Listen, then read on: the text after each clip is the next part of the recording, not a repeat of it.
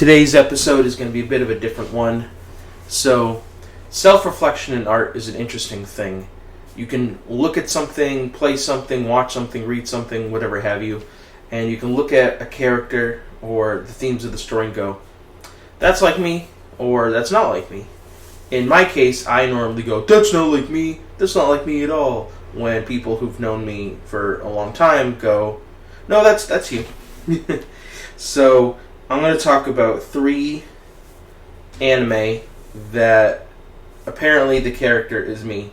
Now, what's interesting about this is you can either have one or two reactions to this. You can either go, yes, I accept this, or me, who've been hesitant to accept this, go, no, but I should probably just accept, these characters are me.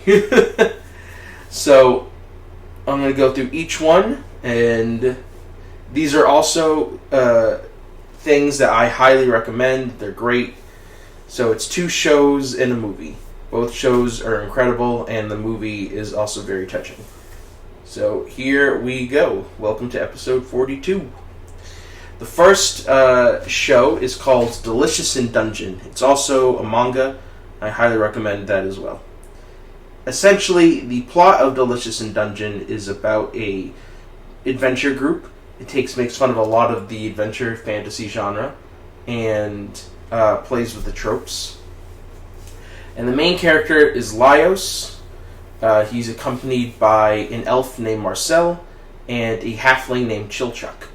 On their adventure, they meet a dwarf named Senshi, and they are in this dungeon trying to save Laios' sister and Marcel's best friend, Fallon, who was eaten by a red dragon.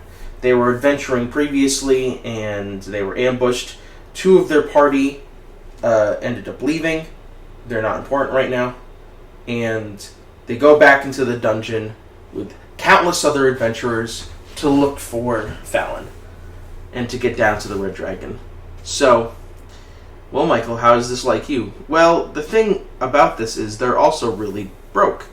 And in order to eat, they end up eating the monsters they kill, which Laios has always been fascinated with monsters. He likes how they look, he likes how they live in that world, he likes the whole ecosystem.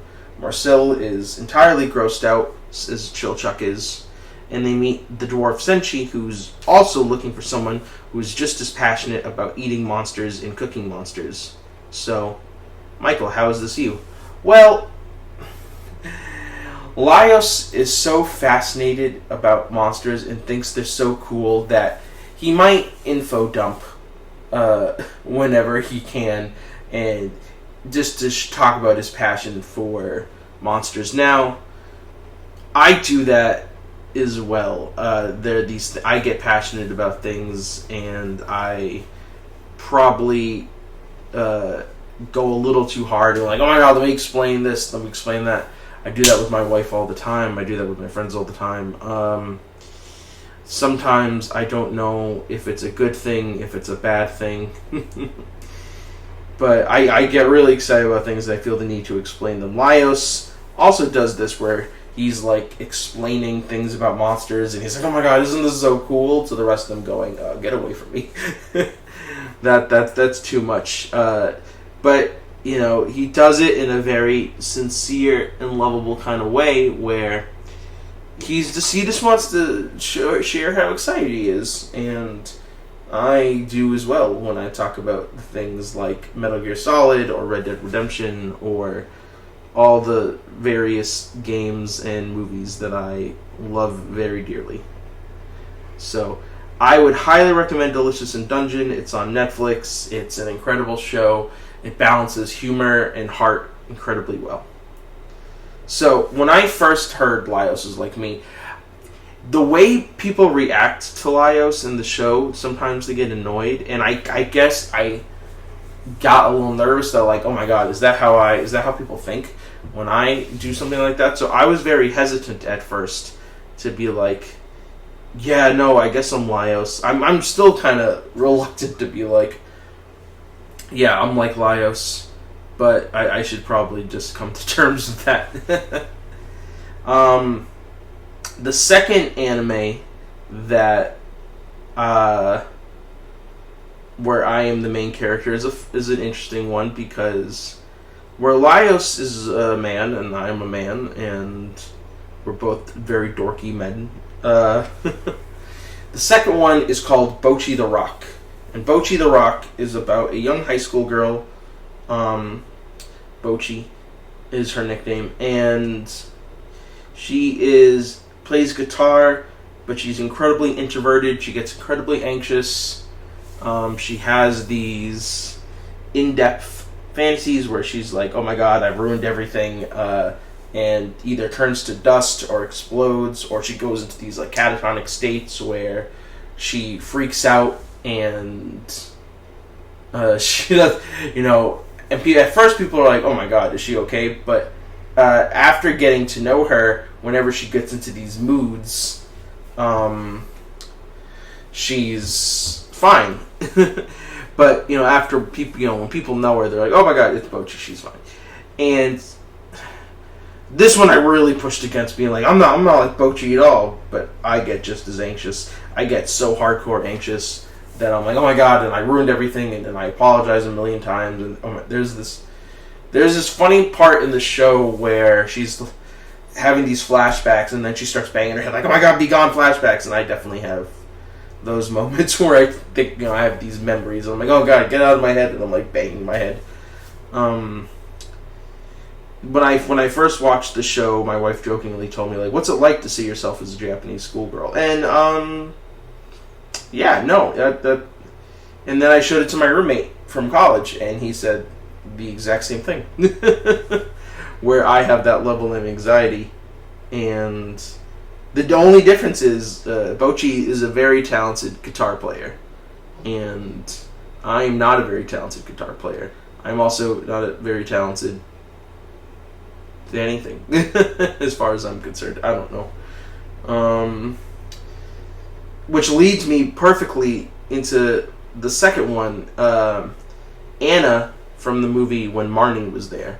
When Marnie Was There is a much more complicated story about self-loathing, self-acceptance, isolation, loneliness, and it's about a young girl named Anna, and she suffers from these asthma attacks at school, and so the doctor recommends going to the country. So her mom, not her biological mom, but a woman, her like kind of foster mom, decides that she's going to spend time with her family.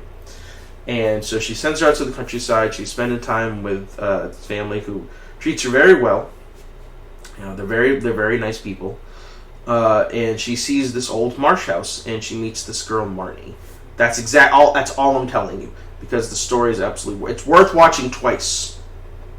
I'm a little off topic here, but it's worth watching twice. The reason why it's worth watching twice is the first time you're unraveling the mystery. The second time you're looking for the contextual clues, and it makes the movie a lot better. I watched it like one night, and then I watched it the morning after, and trust me, it was a better experience.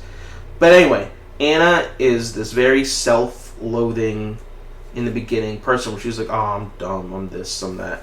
And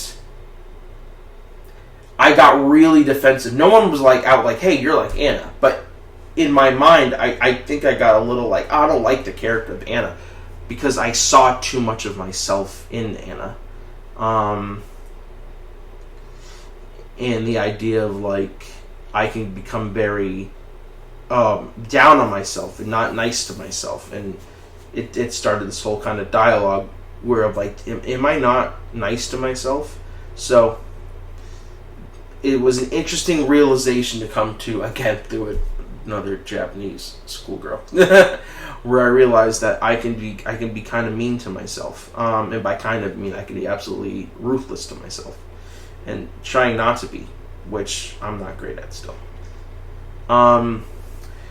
What's interesting, this idea that you look at Delicious in Dungeon, Bocchi the Rock, When Marnie Was There, and this self-reflective quality that each thing has, is interesting because when you look at art and and you see yourself, it's an interesting moment because you can either accept it and go, yeah, or you can be defensive like I am. I think that's when art is doing its best, when you can really look past just the basic story it's trying to tell or the themes and really have this personal element, and what you do with that information is on you. So yeah, I don't really know where to go with it at this point, but no, these were just things that I saw was interesting. If you think those things are like me, let me know. But also, it's a challenge to look at the things you watch and go, is this me? Is this not me? Your self-reflection is in the world around you every single day. You can see yourself in the people, in the things you watch, in the media you consume. You just don't just do it passively. Look for these things because it becomes a much more rewarding experience, not just for your own self-discovery, but engaging in the stuff that you can love so much. So, it's been episode 42. I hope you have a good day. Thank you for listening.